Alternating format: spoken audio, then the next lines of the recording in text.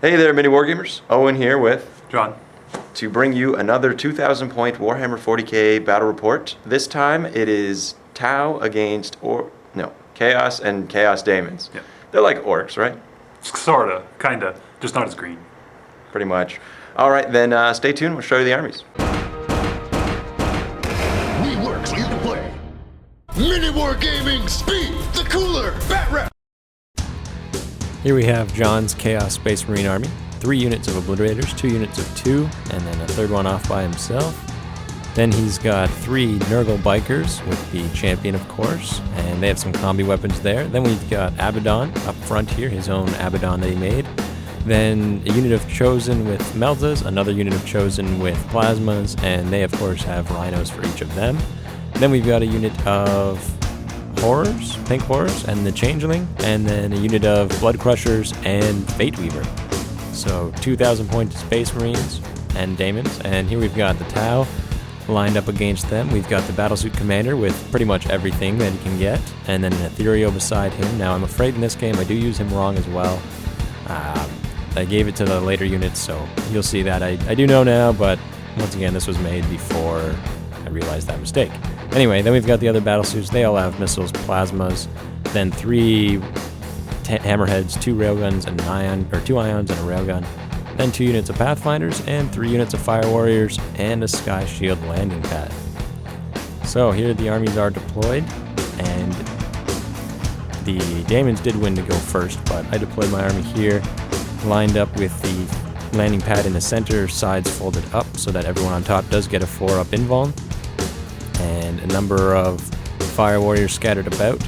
Then we've got our Devilfish underneath and on top, because I do want the rerolls when they try and deep strike my battlesuits, that is.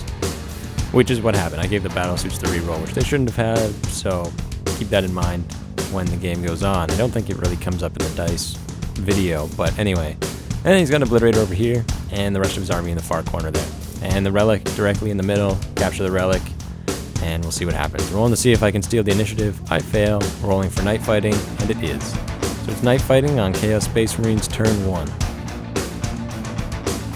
So Chaos Space Marines turn 1 begins. He does get his preferred wave out of the Daemons, but the Fate Weaver scatters, and he ends up, he'd be touching bases with my Battlesuit Commander. So he rolls on the miss deep strike, miss cast, whatever it is that you roll on, and he goes back in reserve. And then his Blood Crushers scatter, and they also touch the Battlesuit Commander, so they have to roll to see what happens, and they also go back in reserve. Then his Plague Bikers, they move up on the side, headed towards my Ethereal, who's hanging out with the Railgun Hammerhead. And the Obliterators leave Abaddon, they move into the difficult terrain, jumping up on top there, and Abaddon wanders off on his own, headed closer as close as he can get.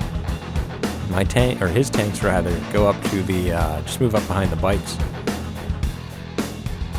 And the bikes themselves move up towards the Ethereal. Beside the Ethereal there, and the Rhinos move up behind the bikes.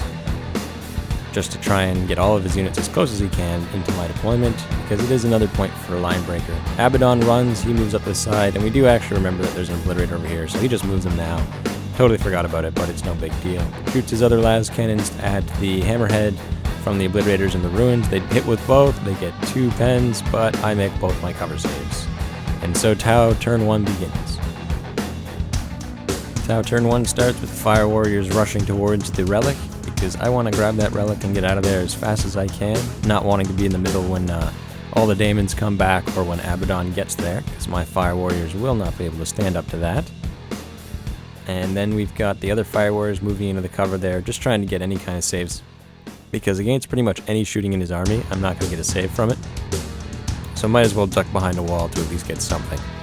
And they're all going to line up and be firing away as well, so there's added fun there. And then we've got the Hammerhead with the Ion Cannon. This is one of the Ion Cannon Hammerheads, and the Devilfish kind of shimmies on top. This is the Railgun Hammerhead moving over because it's got the white cannon next to the rail one. And these Fire Warriors try and move through the difficult terrain, but those cursed Tau dice, they only move 2 inches. Just showing what would have been a 6, because he didn't know if it was a 1 or a 6 on the top there. And so the Fire Warriors all move up into this side there. And now we've got the other Ion Hammerhead moving up, and the Battlesuit Commander attaching himself to those Fire Warriors just to give them his leadership. Marker lights fire, aiming at the obliterators who are tucked behind the wall there. And we get a few hits here, 2 or 3. And then the other unit of fire warriors with marker lights shoot, and they get a bunch of hits. And so now I start using those markers, one of them to remove night fighting, and then 2 of them to increase my ballistic skill, and a few more to remove his cover save, just for fun, because I had that many on that one small unit. So I use, I think, 5 there to remove it, and the fire warriors fire away, hitting on 2s, wounding on 4s, because he is toughness 5. But I get a crazy number of 4s there, and one of them is an invuln because it was shot by the battlesuit commander, and he won't get a cover save from it. So he tries to make his saves, and we actually kill one of the obliterators outright, and he does take a wound on the other obliterator. The ion cannon shoots into the side of the rhino, hits with one of its shots, glancing on 4s, and he actually rolls a pen. And going for damage here, I get an immobilize, so that rhino is immobilized behind the other one. The other ion cannon shoots at the other rhino, trying to see if we can do some damage to it, and I do get 2 hits and try and do damage to the... No, it's not shooting the rhino, it's shooting at the obliterators. Now we're shooting the rhino, hitting on a 2 hits, trying to glance it, and I do a pen. This is with the railgun, of course, and he fails his cover save, and he can't move or shoot now. So, got my fire warriors running, trying to get closer to the relic, seeing if we can try and hold that, because, like I said, I want to get in, grab it, and get away before he can close in with all of those daemons that are coming from reserve. The other fire warriors, they also run, trying to move to the edge of the terrain here, just so we can see through the doors and the windows to shoot up at the obliterator, as well as just to be a good firing base. And then we've got the ethereal charging the bikes, but he is an inch away, so he does just barely make that. And the champion has to challenge. The ethereal can't refuse for being there.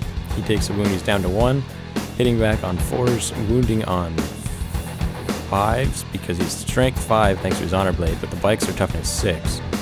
And he does make his leadership check, so the ethereal stays, and the obliterators actually failed their leadership. We forgot to do it at the end of the shooting, but we did it now, and he moves down and starts to run away. So at the end of turn 1, this is what the board's looking like. We've got fire warriors moving up, but luckily the damage didn't come in, or maybe not luckily. It would have probably been better if I got to shoot him, but we'll see what happens. Stay tuned for part 2 of this Warhammer 40k battle.